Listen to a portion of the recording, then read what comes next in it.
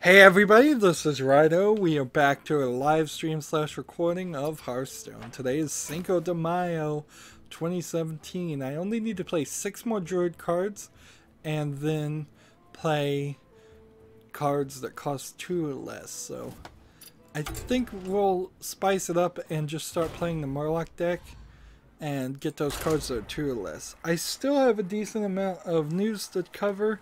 I've been getting some comments, which is great, and I'm responding to those as fast as possible. So Atlas has eased but not completely lifted the streaming restrictions that it put out for Persona 5, which pretty much still for me means I wouldn't play Persona 5, but I could see a lot of other people streaming parts of it. Now they're saying you can do up to November 19th before they'll potentially sue you and do content IDs and all of that, which is what they were threatening in their first statement, but is farther from the victory that I had hoped it was when I first heard about this. They still, for a long player, for a let's player, playing the game up to a certain point and then saying I can't stream it anymore is just going to irritate your audience so much that it's ridiculously. Let's go ahead and attack him and see what happens. Nothing. Alright, well then I'll play this and then end the turn. I'm hoping this might be the first step to for Atlas to lift those ideas. I'm not sure how much they were really enforcing it. I haven't heard of any noise at all, as far as people actually getting content ID for that stuff. You still can't stream it by default in via the PlayStation and all of that, so it's still definitely a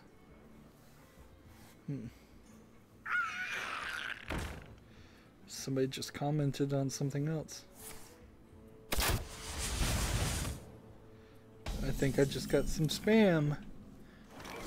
I don't get why people do this spam where it's like, I subscribe to your channels, will you subscribe to mine? I'm like, well, if you really spent any time on your channel at all, you'd know that the last people you need on a YouTube channel is somebody who's too busy to ever watch any of your videos. So other YouTubers are not your audience at all. Like, I would be happy if PewDiePie subscribed to my channel. Not for a second would I ever think PewDiePie would watch any of my videos, even if he had subscribed. And nor would I want him to. I think PewDiePie's 50 million subscribers and fans would be very upset to know that he was spending his time watching my videos instead of making his own. That's just not good art creation.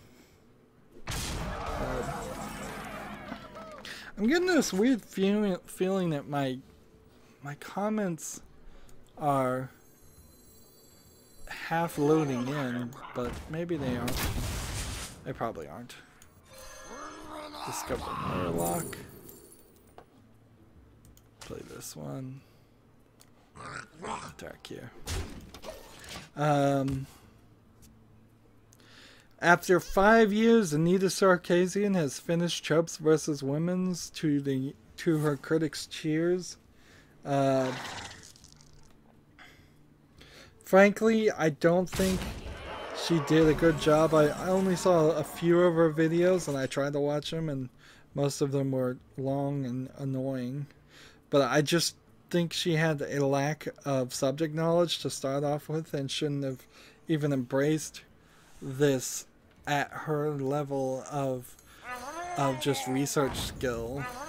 and it seems pretty apparent that she had an agenda even going in, and if you agree with that agenda, you're probably more than happy with what she did, whereas if you don't, you're probably kind of furious with it.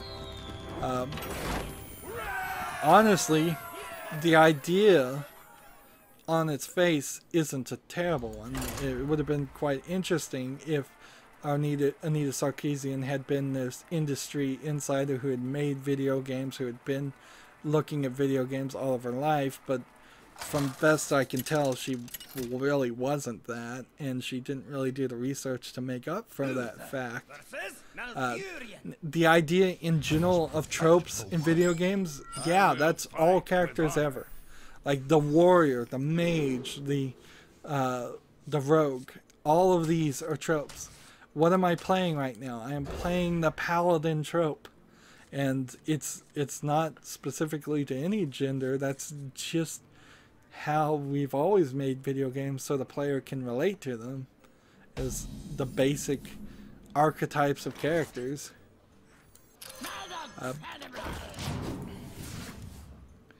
So, yeah, I'm glad she's moved on. She took forever to deliver what people kickstarted, and she got way too big from Kickstarter.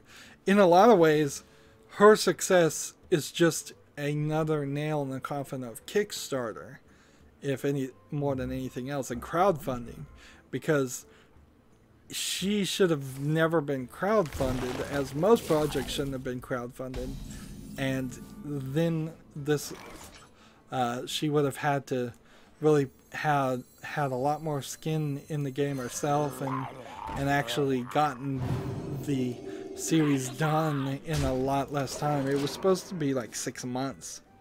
I think I've already talked about the fear of controversy from animal activists has gotten Roger Jr. removed from the Western version of Taken 7. But again, this is kind of just Japan using an excuse more than reality, but it is also Japan listening to kind of sensationalized news, thinking that animal activists really matter in the United States and the West enough that they shouldn't have the Joey of a kangaroo in their crazy game where you can fight a bear, because, and it's only in the Western version, so, and inherently I think the way this conversation went is they said, well, the Westerners might not like it, and they say, fine, whatever, we don't care about the Western version. Do whatever you want. Because that's kind of the typical Japanese thing, is that they only care about Japanese sales, even though Japanese sales are significantly less than what you could get in the rest of the world. Which is kind of a refreshing thing when you compare and contrast that to the way the movie industry now is pandering more and more to Chinese sales, and you're getting a lot more of Chinese influence on Western Hollywood movies, just so that it can be, their movie can be one of the few that's allowed to be viewed in China, and then China will pay a bunch of people to buy tickets for those movies, so that then they have more influence. So they're playing a war of influence, which arguably you can make the argument that the Western movies, in their own way, have been playing a war of influence in which we've been exporting Western perspectives and values through our movies to the rest of the world for many decades. So getting away from that conversation, though, Valve has changed its gifting system to make it a little bit easier. If the price is significantly different, you won't be allowed, but I don't think you were ever allowed to gift games if the price was significantly different. But now the game, they're going to tell you specifically. I think when you gift games now, it's immediately in the inventory of the person you gift it to, instead of being a link that's emailed to the person that they have to click to redeem. So that's interesting. And just in general improvements, Valve has also put out a Steam support stats page to increase transparency, which is not a bad thing for them to do. So they're doing some slight improvements there. A guy has collected 1,000 indie or free obscure games and then put them on BitTorrent.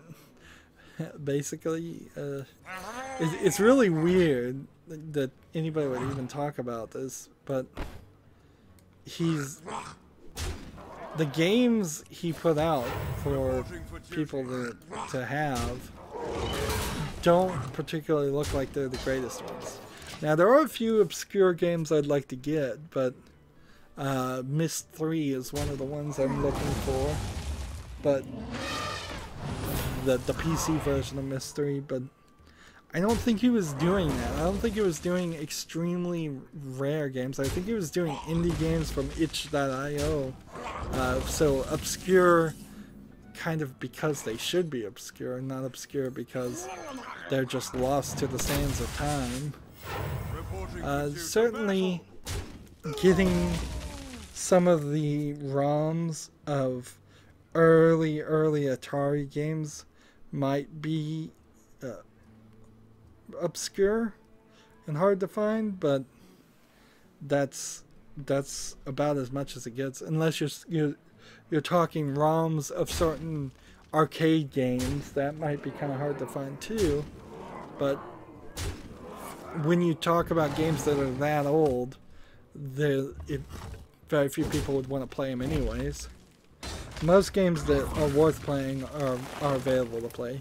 Night Trap coming back as a 25th anniversary, and them coming out with a new version of that is a good example of that. That was a game that you probably couldn't have played for a while, but now it's coming back.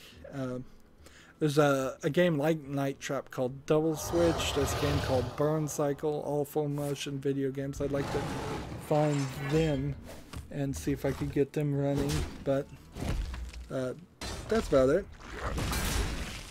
The new Chinese law, since I was just talking about China, has forced League of Legends to drop disclose its drop rates for loot boxes. Now, I would say here that is kind of only in China as far as I can guarantee. There's no real guarantee that the drop rates of League of Legends aren't different in different sections, and that it might become very much the case here. Also, Blizzard has disclosed their Overwatch loot boxes drop rates for the same reason.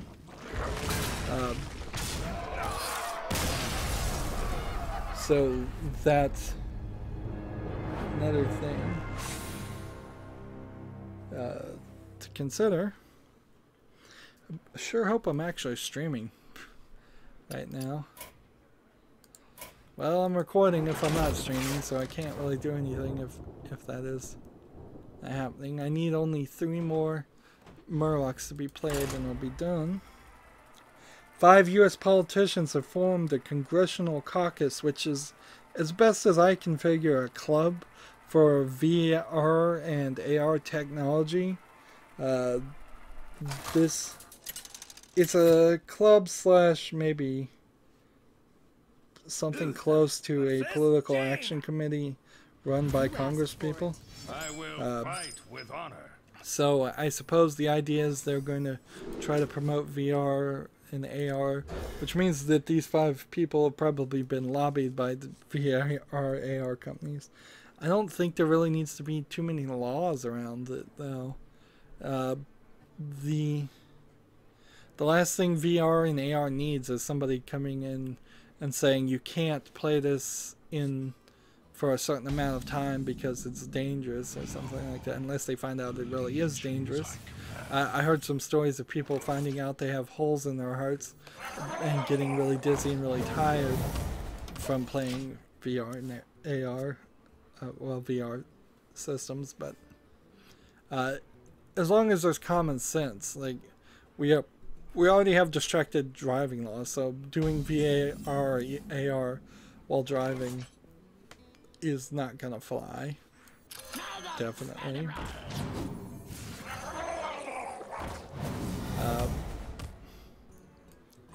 But I should have played these backwards. I should have played this, then this, and then I would have powered up one of these.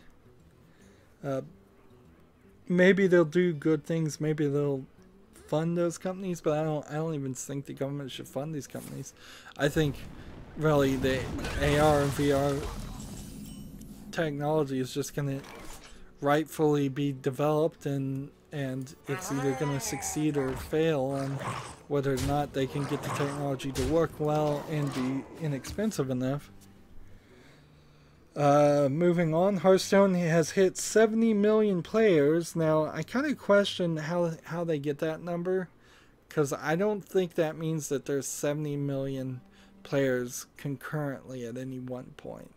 It seems like more they've gotten 70 million people to sign up into Hearthstone and play like one game. I wouldn't be surprised if 20 of the 70 million players didn't even get to the default basic decks being unlocked. Like my secondary account on my cell phone is not even worth the effort yet to have unlocked everything. So I've had that account for over a year, and I don't want to spend that extra effort, because it is quite a lot of effort to play through that intro section. If you haven't played Hearthstone from the beginning in a long time, you have to do a tutorial game, and then you have to play each character many times to get it to unlock all the default levels. You have to get everything, I think, up to like level 20. This was at level 60 in comparison. And that's just to unlock the basic cards. So we have one more quest thing and then we're set. So play 6 more druid cards.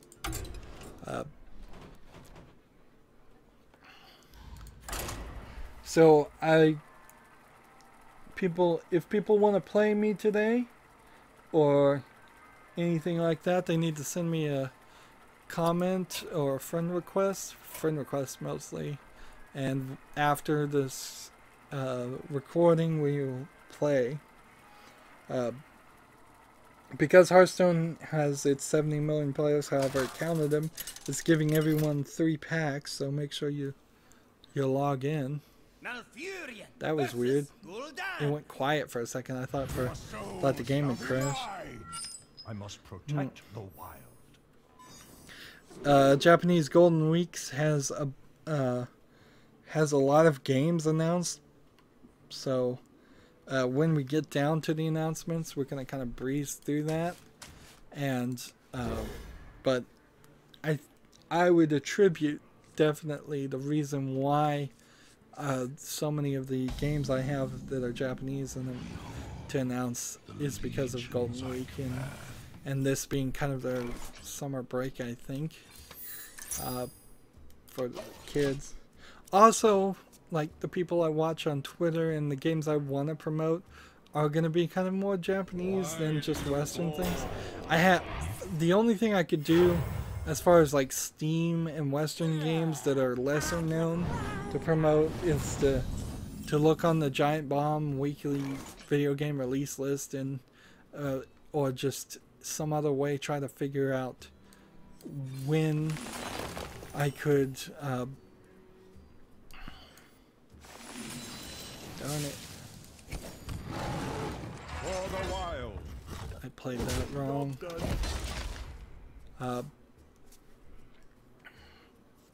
So, like, I watch Total Biscuit and they talk about new games that come out each week, and I was trying to follow some of that, but frankly, so many things come out on Steam and so many of them are not worth mentioning, and even the ones that are worth mentioning or seem like they're worth mentioning also turn around and disappoint me a lot of times.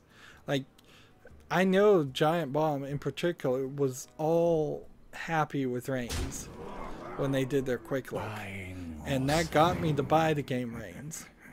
And then when I played Reigns recently, which it hasn't aired yet, I wasn't really happy with the game at all. And so I kind of got suckered there. I kind of got sold on a game that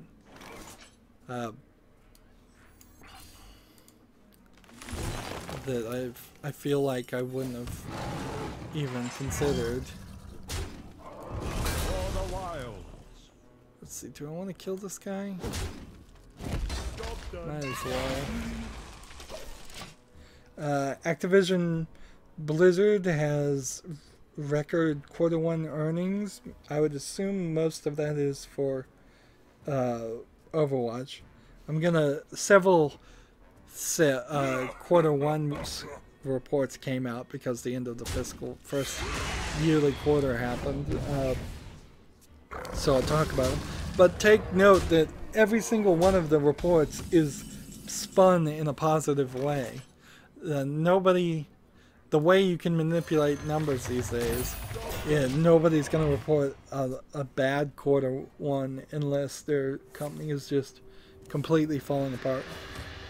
60% of Activision Blizzard's income, or maybe that was 80%, I've written it oddly, was digital sales, which if that's the case, that makes a lot of sense, because most of the games are either going to be bought, or you're going to get Overwatch loot boxes, or you're going to buy card packs. Remember, Hearthstone is owned by Blizzard, and Blizzard's owned by Activision. According to, I think, PC Gamer, I'm not sure though, Prey runs better than Dishonored 2. Both of those games were made by Arcane, but Prey is on the Cry engine, where Dishonored 2 was on the Void engine. And just in general, it's a better experience because in Prey you're inside on the spaceships or things. You're not in like Dishonored, where you are in bigger open world sections. So it's good to hear that Prey is actually going to run, because Dishonored 2 was a messy, unfinished game when it came out, and I'm still not sure if it's not a messy, unfinished game.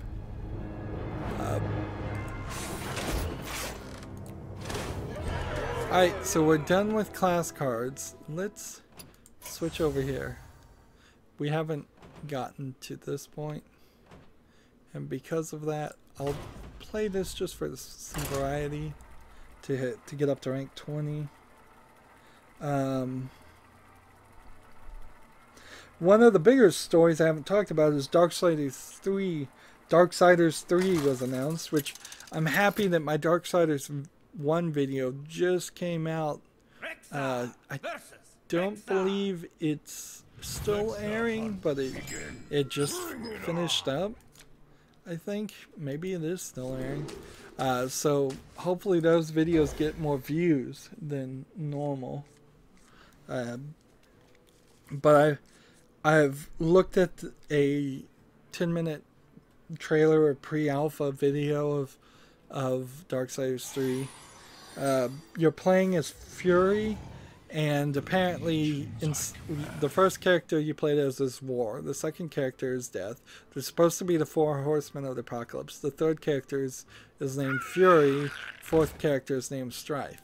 So apparently they couldn't think of anything, is what I've heard, as far as Pestilence and Plague as a name. But that's not really a big deal. It's just, why didn't they just call her Pestilence? Or maybe throughout the story she'll turn into Pestilence. She's fighting the 7 deadly sins. She's a mage with whip attacks, although in the trailer I saw, this pre-alpha footage, that is they show, it doesn't show her use any magic at all. It just shows her use the whip attacks, so any of that. And the whip attacks in this footage, which is early, are slow as all get out. It is really, really slow to attack people. And it doesn't have any killer moves on them, which I find kind of shocking.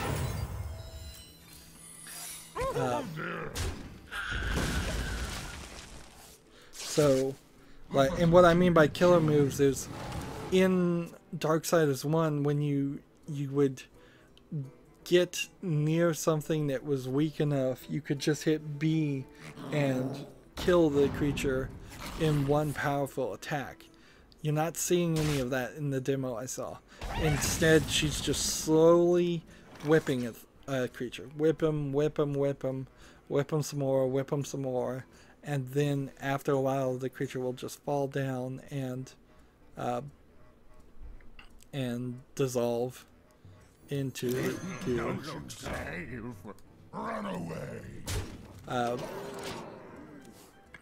So that's a problem that they need to fix. They need more mage moves. Fury has the ability to crawl through vents, which War and Death didn't do anything like that, and that's not surprising. They're big characters. She's fighting the 7 deadly sins. There's new and old enemies, it seems, and probably new environments, but I didn't really see any new environments in this section. But definitely some old familiar environments. This is still set in the apocalypse time, but not at the very beginning of the apocalypse time, as best as I can tell. Although I wouldn't, it's possible that some sections are set right at the beginning of the apocalypse and some are set right near the end of the apocalypse. She's fighting 7 deadly sins. You see her in the demo fight one of the bosses, Sloth, which I was kind of surprised that they weren't that Sloth wasn't a human form enemy, but not super surprised.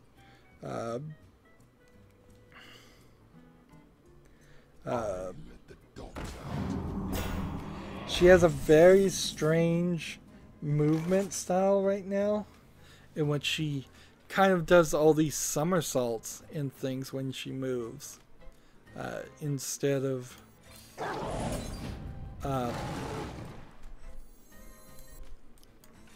what you would, instead of just like walking left and right, she kind of somersaults left and right.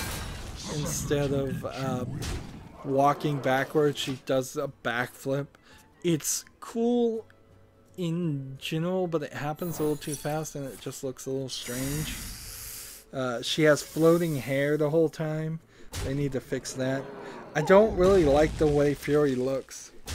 I think she's a little more anime-ish than she should be, and she's not quite in line with War and Death.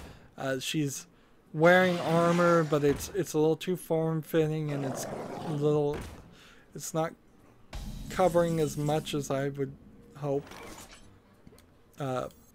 which is kind of an odd thing to say, certainly, but it does feel like it's there for central appeal more than it should be. Fury as a character seems like she's gonna have more fun than War Death. Both of them were kind of brooding, gothic style people, goths, but so I'm not upset with that, and I hope she has a little bit more fun, but I don't also want the game to turn into Borderlands, and that's the dangers. She kind of feels a little bit like the Siren from Borderlands 1. Of course, they said that was pre-alpha gameplay, which means nothing because it looked way more than what would really be pre-alpha gameplay. That's just a bunch of BS. Pre-alpha means nothing, and anyways, the earliest you can have is alpha. there's nothing before alpha. They just put that on there so people don't get upset. Speaking of another game, Horizon Zero Dawn got patched, and I find that interesting just to realize that I've missed the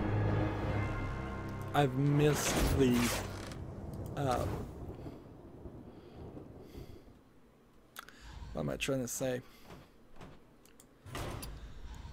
I've missed that game completely and forgotten that game completely is what I'm trying to say. Alright, I'm going to say last call here. We're going to go about 5 minutes more, and if nobody's friended me and nobody comments that they want to play me, that's going to be it for the stream.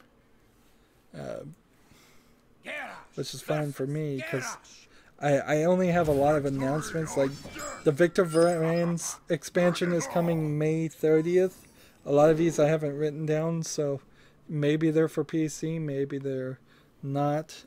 A game called The Occupation, which is this adventure game, has been announced. And it's going to come out in late 2017. It looks kind of like a adventure set in a world under a dictatorship. Job's done. A haunted house style game where you seem to be blind and have echolocation abilities is coming out May 30th. These are just all the announcements that I've been meaning to announce over the past week while I was had a cold and sick. So I'm just going to breeze through them all. Danganronpa Volume 3 is coming out September 26th. If you don't know what the Danganronpa series is, it's some kind of JRPG or something. But it's on PC. Awesome Knots is going free to play May 24th. I think it was probably free to play before that in beta, but whatever. Operation Babel New Tokyo Legacy is coming out May 16th. I think that's a visual novel, a Japanese visual novel, I'm not sure. Kizu Monogatari VR is coming to PlayStation, Japan only. This one's an interesting story because this game is not really a game. It's more a VR experience that feels like maybe you're going to get developer commentary of Blu-rays of an anime movies. So you're going to be in this room sitting next to this girl that I imagine is the main character in the movies, and she's going to be pointing out, talking to you in kind of the voice of the creators of the anime, I would assume. And so it's an interesting experience that I could see more anime and nothing else ever embracing. Although we have seen the movie industry start to make several VR experiences to sell and promote movies, and that's sadly what the entire VR industry is going towards. Fate Extella, the Umbral Star for Switch is coming out July 25th. That's another JRPG, I think, dungeon crawler. Code Vein is coming out May 2nd. That's a anime Dark Souls with vampires, Code Vein. And they're pushing that one big time. White Day, a labyrinth named School is coming out to PC and PS4 in August.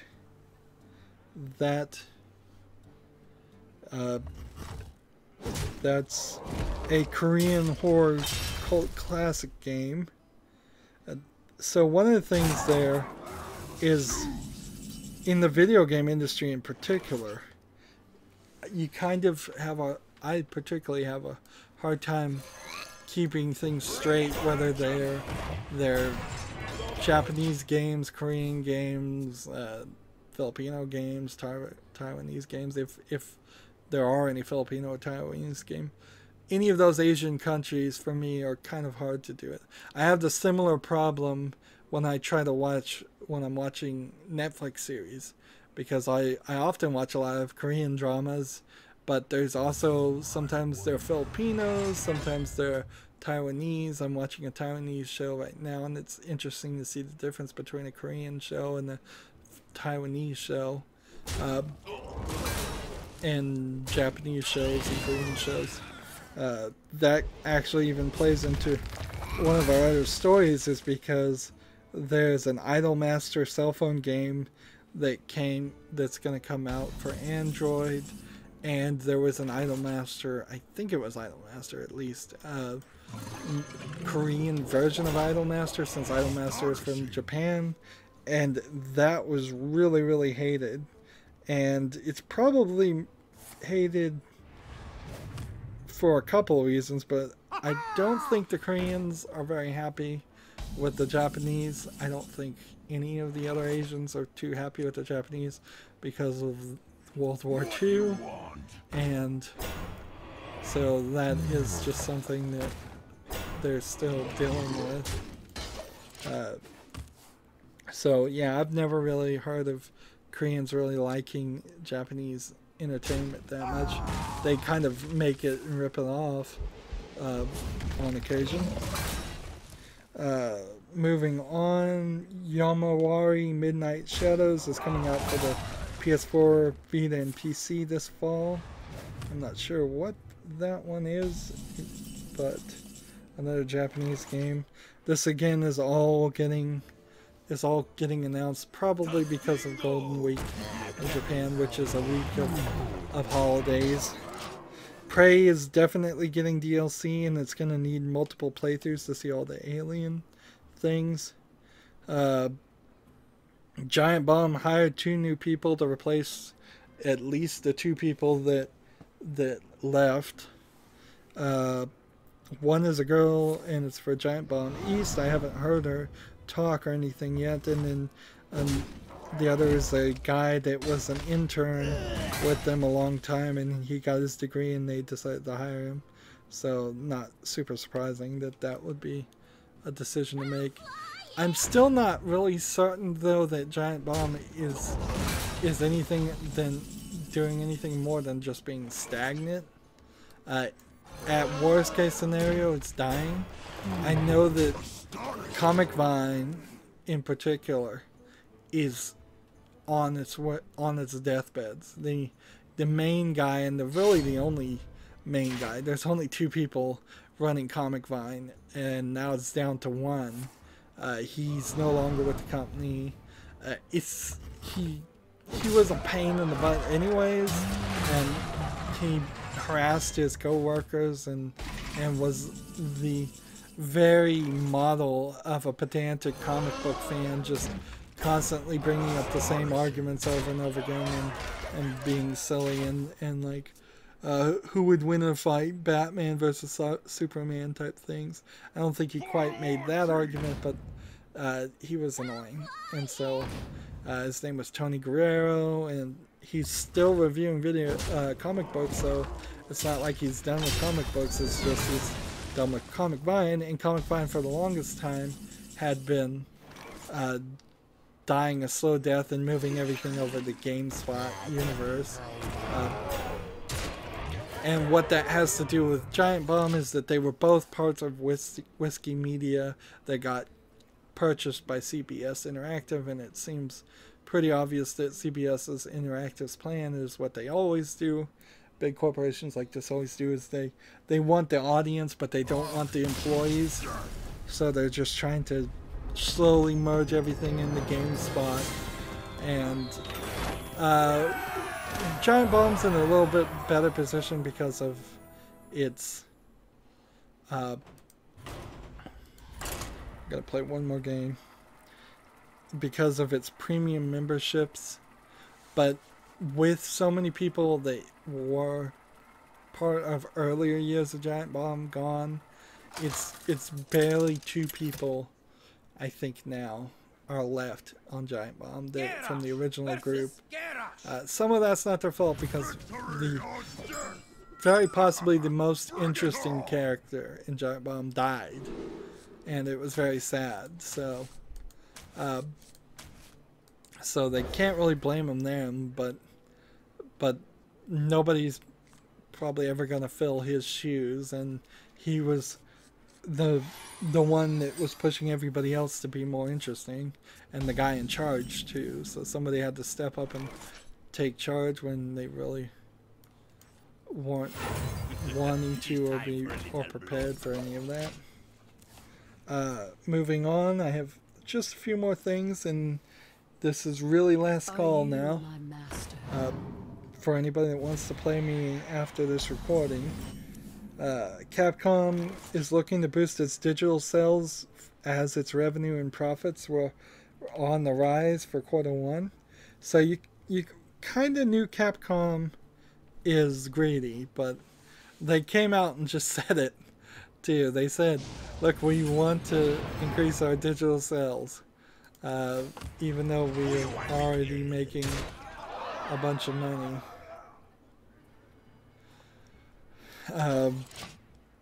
Sony sales are down in general, and I assume that's because of their movie division, which is about to go bankrupt.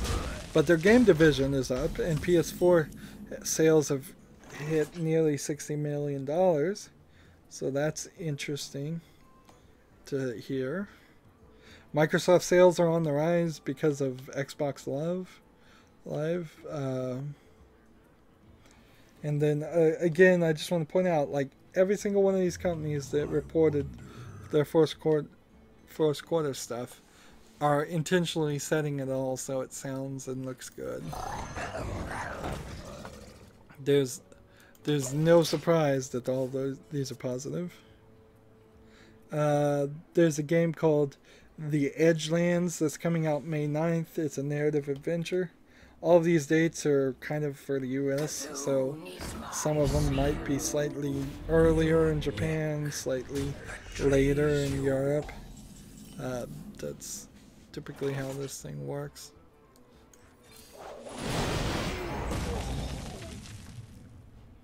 Let's see.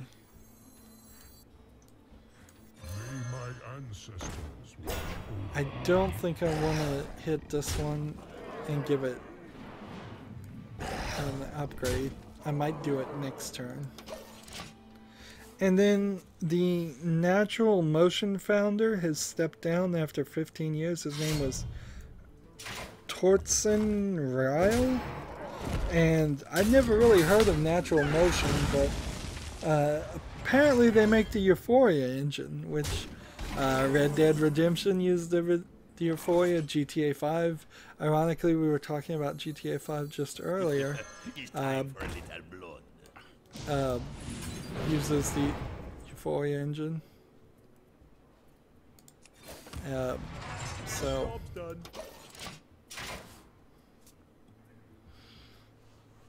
that's a big step.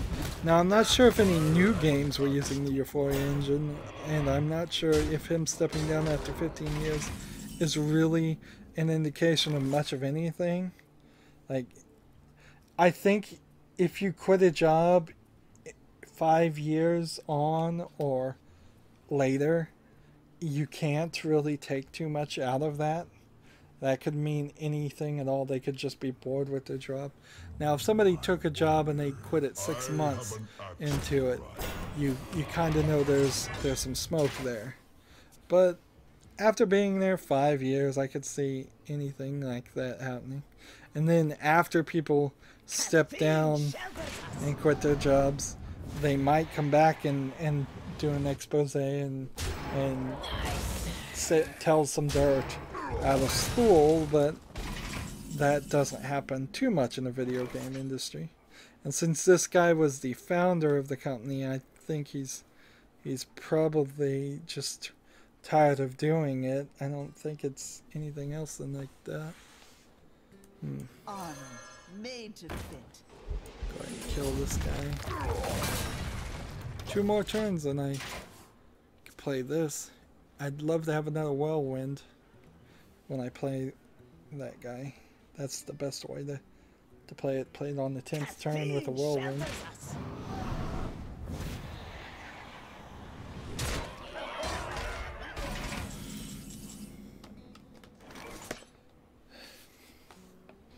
I really would like to know what happened. See, it's 3:33, and at 2:39, that was the last comment I saw from anybody. 2:31 was Loki's last comment, so I was thinking maybe his computer overheated, or maybe maybe my stream died. Pondering new quests. It says what he's doing right now, and then somebody else was saying why do I have a bugging mouse, and hopefully I fixed that. One of the things on OBS is that you can capture the mouse cursor, but the mouse cursor here changes, so I'm probably already capturing the mouse cursor. I'll have to go back and look at the footage. If not, people have been watching me for this whole time and they've not been able to see what my mouse cursor is floating over, which really wouldn't be too big of a deal in this game. So I was willing to risk it, but that kind of would suck. Like right now, if you can't see the mouse cursor, this still would zoom up, the card would. So you would know I'm looking at it. If I put the mouse cursor over here, that would still happen. If I come over here and do the overlay, you should still be able to see everything popping up, I think.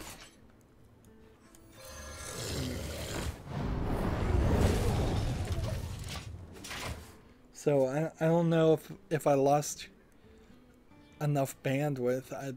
That is a possibility. I'm uploading videos right now. I didn't mean to, but I wanted to get the stream done and have a early afternoon stream instead of a late evening stream, because I would have had to start somewhere around 5 or 6 otherwise. Well, I could play these two cards in conjunction, or I can just lose. Well, not too upset if nobody wants to play. That's fine. I don't need to play somebody every time. I've got a lot of work to do to make up for the fact that I've been sick for the past week, trying to get Assassin's Creed Brotherhood, which is a slow burn. It's some slow setup, but it then also oddly feels like I might finish the game rather quickly too, and I don't know why that's the case. There's either a lot of story there that I don't remember because it's been a real long time since I've played Brotherhood, or I'm just gonna be finished a lot quicker. There's a whole nother area, which there very well may be a whole nother area, because Rome right now, while I'm running around, it seems like there's not much there. Play this, do this, end the turn. Trying to win here because I would like to move up to rank 20, but that's kind of it. I dream and the world trembles.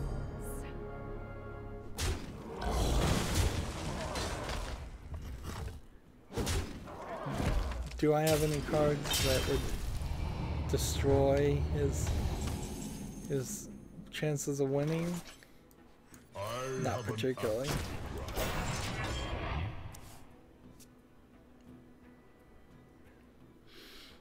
It's nicer to stream and not have to take a break in the middle. Just it kind of depends on whether I've eaten or 22 damage to that character. While I was sick, I accidentally put "will be right back" text on the top, and and then I forgot to turn it off because I can't see the text on top myself. And that's probably a good argument to never put the text on top at all. It's too easy to toggle these things. That's why I use a special program called Argus Touch Blocker whenever I'm watching myself record on the OBS remote app on my phone, because I don't want to accidentally click any of the settings and change things.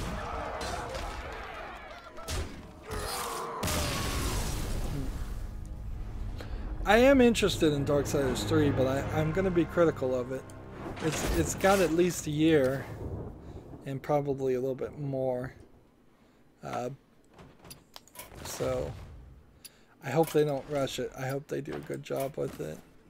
I hope it's more of a Zelda game than even Breath of the Wild was, and that would work kind of nicely.